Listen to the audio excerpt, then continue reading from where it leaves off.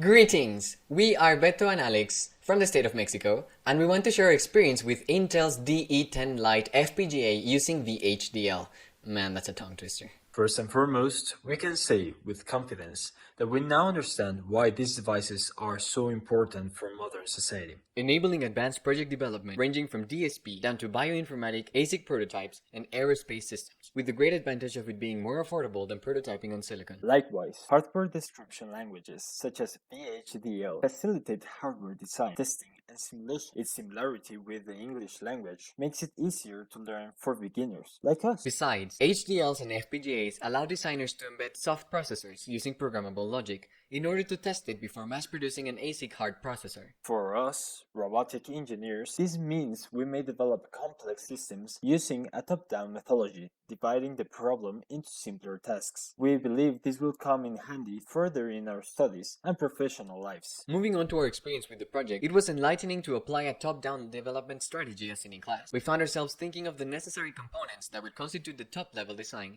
instead of seeing it as one intricate circuit. We then proceeded to break apart each major component into the smallest, simplest circuit we could think of. From this point on, we started building our way back up, testing every step, making sure it worked as a whole. However, it wasn't exactly a walk in the park. Throughout the process, we came across challenges such as managing different data types, learning how the VGA protocol works, and how to implement it.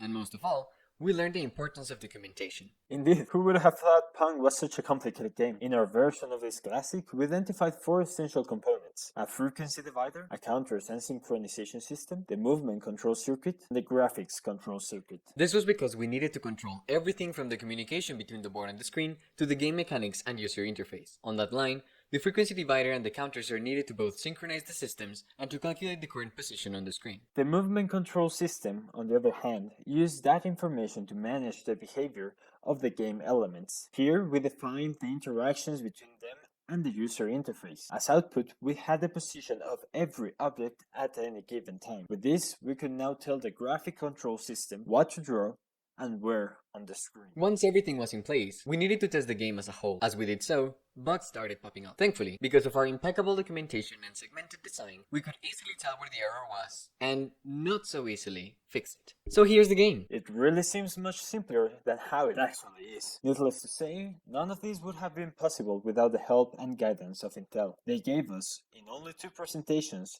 the basis for programmable logic development, as well as help with information on soft and hard skills that will prove to be advantages in our professional career. We thank you for your time, not only today, but throughout the entire experience, and we truly hope to work with you again in the future.